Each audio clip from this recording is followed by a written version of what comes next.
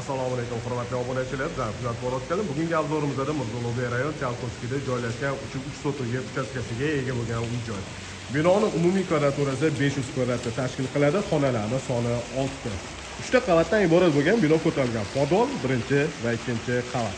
Darvozaxonadan bitta katta mashina sig'adiganlik joyi ajratilgan va hovliga kirganimizda o'ng tarafimizda hovli qismi uchun hojatxona.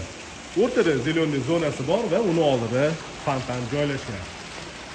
Yer uchastkasida orqa hovli ham bor. Hozir video davomida bu joylarni ham ko'rsatamiz. Sizlarga to'liqroq ma'lumot berib o'tishga harakat qilaman. Demak, qo'l tarafdan shunaqa chiroyli fasad ko'rinishiga ega. Yer qismiga kakil qoplangan va so'klarda granitlar ishlatilgan. Ramkalarning ichida Nikolay g'ishlari ishlatilgan. Sifatli, mustahkam qurilgan uy olmoqchi bo'lganlar ko'rsatilgan telefon raqamiga bemalol murojaat qilishingiz mumkin. Endi uy ichiga kiramiz, xonalar planirovkasi va remontlari bilan tanishib chiqamiz. Paradniy xod bu joyda yaxshi terma rom oynalar ishlatilgan. Kirganimizda chap tarafda prixojniy shkaflar yasatilgan. Demak, birinchi qavatda hol zal, oshxona, mehmonlar uchun ajratilgan yotoqxona va ikkita sanuzel joylashgan. Hol qismida ko'rinishi, patologlarni ham ko'rishingiz mumkin. Baland patolog, chiroyli lyustralar ilingan. Demak, katta oyna romli. Mana shunaqa ko'rinishda bo'lyapti. Chap tarafimizda zal.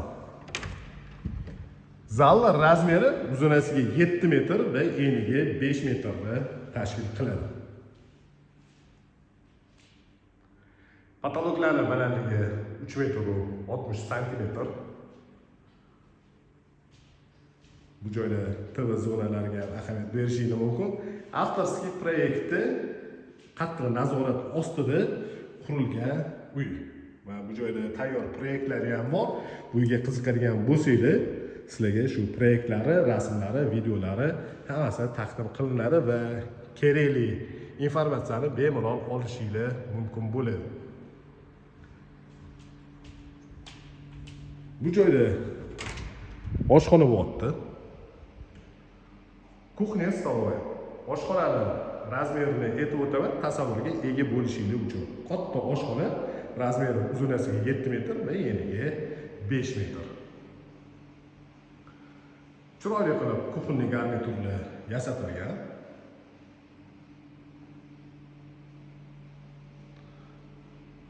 Bu joyda surilib ochiladiganlik yaxshi rom o'rnatilgan. Terma rom bo'lyapti va bu joyda mana orqa hovliga o'tiladi. Orqa hovlida yozgi oshxona navesi tegida joylashgan. Zeleniy zonasi bor va bu joyda charcha.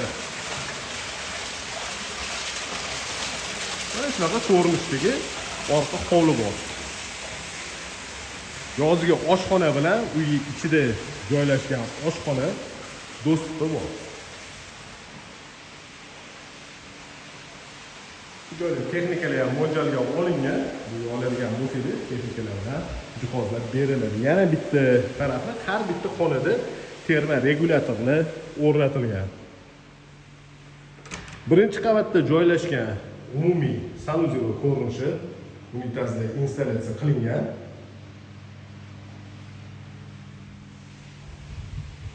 Har bitta qavat uchun alohida elektrik shitli yig'ilgan. Bir-biriga nagruzka tushmasligi uchun yaxshi brendiga avtomatikali ishlatilgan. Bu joyda mehmonlar uchun ajratilgan yotoqxona joylashgan. Bu xonaning razmeri uzunasiga 5 metr va eniga 4 metrni tashkil qiladi. Shu xonaga tegishli bo'lgan o'zini yuvinish xonasi bor. Sanuzel bu joyda ham unitaz installyatsiya qilingan va bu joyda dushovoy smesitel o'rnatilgan.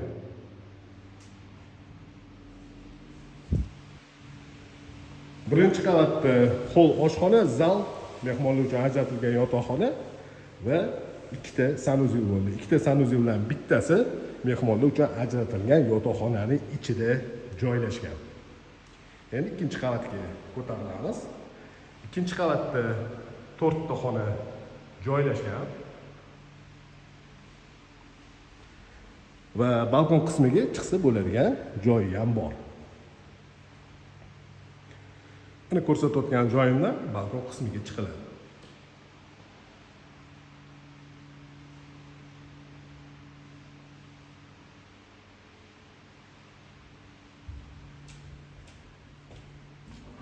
Ota-onalar uchun ajratilgan yotoqxonaning ichiga kirib kelamiz. Bu joyda chiroyli qilib garderob uchun shkaf polkalari yasatilgan va yotoqxona uchun ajratilgan xonaning razmeri 5 ga 4. Shu xonaga tegishli bo'lgan alohida o'zini yuvinish xonasi bor.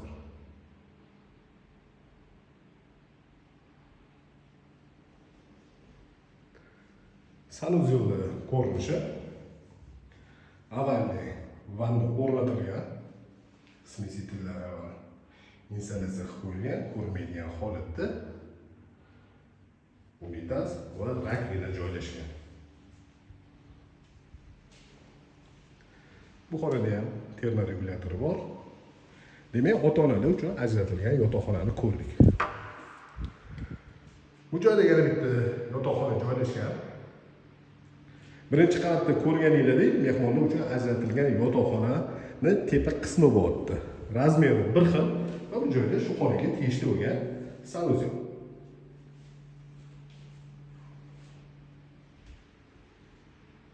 Xonaning razmeri yana bir marta aytib o'taman, 5 ga 20 kvadrat metr maydonni o'z ichiga olgan yotoqxona.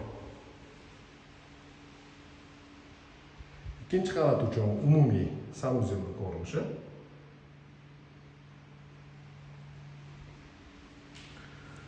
Bolalar uchun ajratilgan yotoqxona yoki bo'lmasa bu xonani kabinet sifatida foydalanishingiz ham mumkin. Xonalarning razmeri asosan e'tibor qilgan bo'lsangiz bir xil 5 ga 4 razmerda.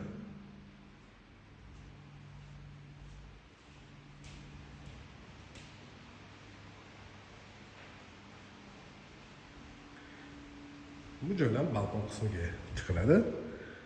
Demak, ikkinchi qavatda joylashgan 4-chi yotoqxonaning ko'rinishi.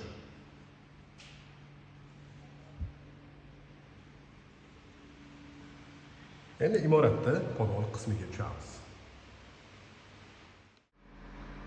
Imoratda tegi butunlay podval va bir nechta xonalarga bo'lingan. Bu joyda ikkita oyna romi bor, polnoценный oyna rom tushgan, ro'para yozgi paytlarda yoki bo'lmasa mana salqin paytlarda ham bu oyna romlarni ochib qo'yadigan bo'lsangiz, havo zo'r aylanadi. Undan tashqari vытяжкалari ham hisobga olingan, vытяжкалari ham bor. Shunaqa ko'rib turganingizdek katta bitta zal. Bu joy домашний kinoteatr uchun mo'ljallasanglar bo'ladi yoki bo'lmasa trenajyorlarni o'rnatsanglar bo'ladi. O'zingizlarning xohishingizga qarab moslashtirib olishingiz uchun bu joyda shu joyga internet, ya'ni Wi-Fi, televizor antennasi va rozetkalari tashalgan. Bu joyda ham bor. Bu koridor bo'ylab o'tganimizda texnik xonalar joylashgan. Bitta xona kotelni uchun ajratilgan.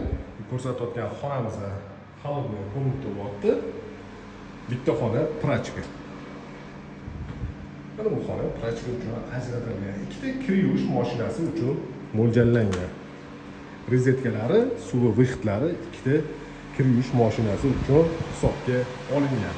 Kotelniga kirpiyamiz qator ketgan nasoslar Rashidov kunlarda bu joyda stabilizator, avtomatik suv nasosi, yaxshi sifatli kotel, napolni kotel 200 litr suv sig'imiga ega bo'lgan bo'lib o'rnatilgan. Bu ko'rsatgan uyimizda Murdo'lovga rayon Chalkovskida joylashgan 3 yer uchastkasiga ega bo'lgan uy-joy. Binoning umumiy kvadraturasi 500 kvadrat, xonalar soni 6 ta bo'ldi. 3 ta qavatdan iborat bo'lgan bino ko'tarilgan. Podval 1 va 2 qavat. Yaxshi sifatli qurilgan uy olmoqchi bo'lganlar ko'rsatilgan telefon raqamiga bemalol murojaat qilib, narxini opisiyaga yozib qoldiramiz.